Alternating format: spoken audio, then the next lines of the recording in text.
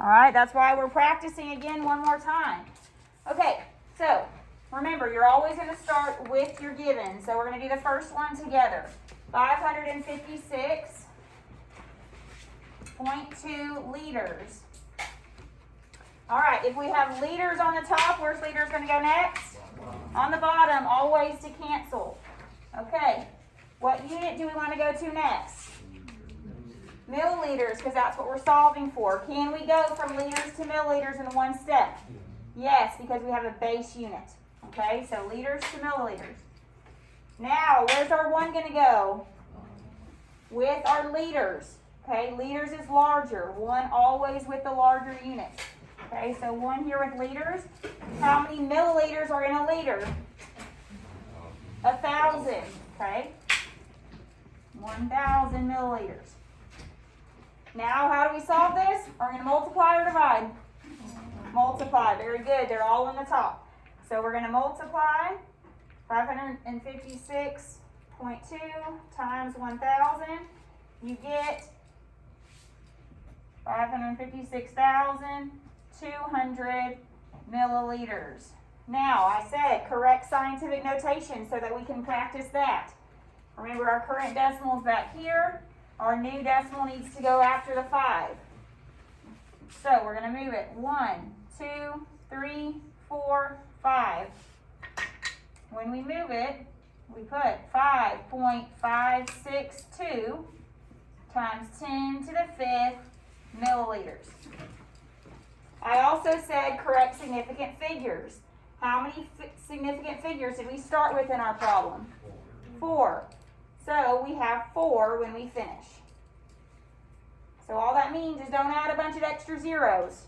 Don't round it off when you change the measurement of the significant figures. So you're done. Any questions on that one? Anyone not get that answer and not know why? Okay, let's move on to the next one. So the next one we have 87.00 kilometers. You think those 0.00 is important? Yes. Is it going to change our numerical answer? No, but it should change the accuracy in how we report our answer, the sig figs. Okay, so we have kilometers on top. Where's kilometers going to go next? On the bottom. What are we going to go to next? We want to get to nanometers. Can I go straight to nanometers in one step? No, very good. So what do I have to stop at? Meters. All right, so stop at meters. What's larger, kilometer or meter? Kilometer. Make sure you put your 1 with your kilometer. All right, that one's a little backwards. Some people get confused because they see 1,000 with the K. But that means there's 1,000 meters in 1 kilometer because our kilometer is bigger. So that's probably the biggest mistake I see is right there on the kilo. Okay, but we know kilo is bigger, so it gets the 1. All right, we're not done yet. We have meters. We need to get to nanometers. Where's meter going to go next? Bottom. On the bottom. What's going to go on the top? Nanometers. Nanometers. That's what we're trying to solve for. Okay, the unit we're solving for should always be the final unit on the top. What's larger? Meters. Meters. So where do we put our 1? On the bottom with the meters. Okay. We look over there, nano 9, 1 times 10 to the 9th. Okay, in this case, everything is on the top. So we multiply everything through. 87 times 1,000 times 1e to the 9th. And we get 8, when you just type in your calculator, 8.7 times 10 to the 13th nanometers. Can I finish my answer like that? No, why not, Mary Grayson? It has 4 significant figures. Very good. We look back. Hey, I started, these are all significant. I started with 4 significant figures. All right, therefore my answer must have 4 significant figures. So how do I make this answer have 4 significant figures? Add 2 zeros. So we got 8. We don't move our decimal. This still has to be the decimal to have correct scientific notation. Okay, we're just adding 2 more digits for accuracy.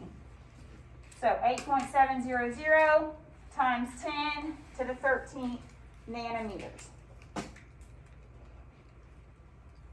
Any questions on that one?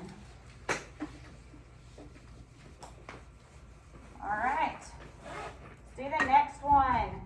We have 0.0056. What's this funky letter? Micro, very good. Okay, that's the symbol for microgram. All right, so if we have microgram on the top, where does it go next? On the bottom. So we have microgram here. Can I go straight to kilogram? No. What do I need to go to next? Grams. Everyone with me? Okay. Where do I put my 1? Gram, with gram or with microgram? With gram. All right. How many micrograms are in a gram? 1 times 10 to the 6th. Micrograms cancel and I'm at grams, which is great because I got to stop there, but I'm not done. Grams, where's grams going to go next?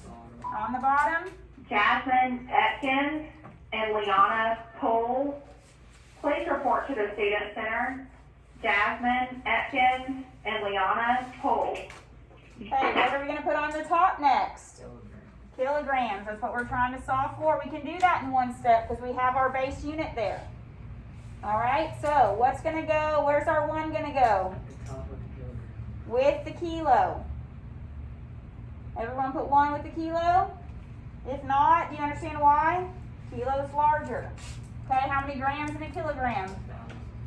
1,000. All right, this time we got 2 values on the bottom. Okay, so you have to divide every time or write it out. We have 0.0056 on the top. Multiply this first on the bottom. 1 times 10 to the 6 times 1,000. You should get 1 times 10 to the 9th on the bottom. Then you divide. If you don't want to do multiple steps and write it out, that's fine. Type this in, but every time you have something on the bottom, you have to push divide again. Okay, so we should get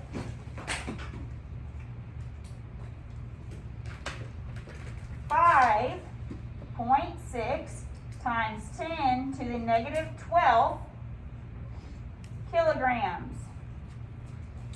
Did everyone get negative 12? If you didn't already do it in your calculator, please do it now and make sure you know how to do this. Solve this in your calculator, because exponents is going to probably be the biggest mistake of most people. And not because you don't know how to do it, the problem, but because you don't know how to put it in your calculator correctly. So please check and make sure. If you didn't, please tell me. I can come and help you with your calculator. Everyone good? Thumbs up? All right. Now, is this answer complete?